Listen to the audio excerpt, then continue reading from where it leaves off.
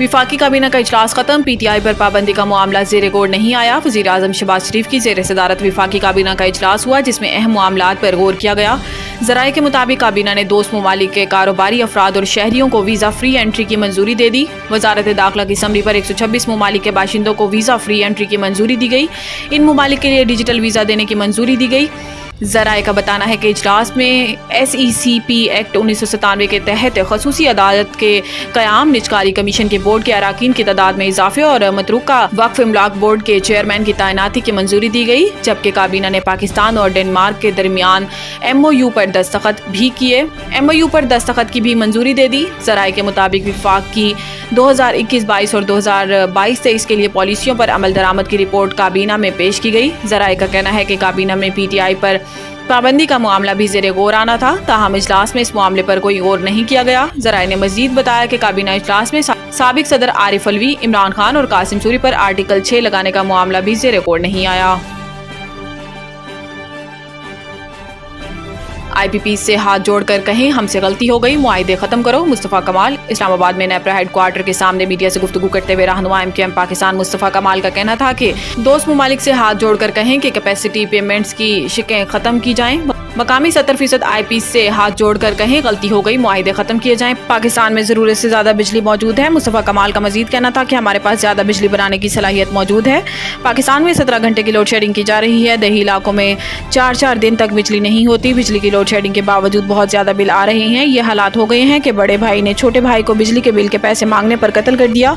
गैर मुल्की 20 से 30% IPPs दोस्त ममालिक से हाथ जोड़ें कि कैपेसिटी पेमेंट्स क्लाज ख़त्म किया जाए। IPPs को बिजली ना बनाने के पैसे देने का मुआहिदा ख़त्म करना होगा। IPPs बेशतर कंपनियां दोस्त ममालिक की हैं, इनसे जाकर बात करना होगी कि कैपेसिटी पेमेंट मामले पर नज़रसानी की जाए। इस्लामाबाद हाई कोर्ट इलेक्शन तरमीमी एक्ट के खिलाफ दरखास्त पर लॉर्जर बेंच तश्कील देने का अदनिया। Chief justice Islamabad high court justice Aamir Farooq ने इलेक्शन तरमीमी एक्ट के खिलाफ PTI रहनुमा अली बुखारी की दरखास्त पर समाअत की, जिसमें अदालत ने इलेक्शन तरमीमी एक्ट के खिलाफ दरखास्त पर लॉर्जर बेंच तश्कील देने का अदनिया देते हुए अटॉर्नी जनरल को नोटिस जारी करके मुआवनत के लिए तलब कर लिया। अदालत आलिया की जानिब से वजारत कानून और इलेक्शन कमीशन को भी नोटिस जारी कर दिए गए और इस हवाले से 10 रोज़ में जवाब तलब किया गया। वकील के मुताबिक इलेक्शन एक्ट में तरमीम की रिटायर्ड जज को ट्रिब्यूनल जज मुकर्रर करने की शिक शामिल की गई है। बाद अदालत ने केस की 10 रोज़ा बाद दोबारा समाअत के लिए मुकर्रर करने की हदायत कर दी।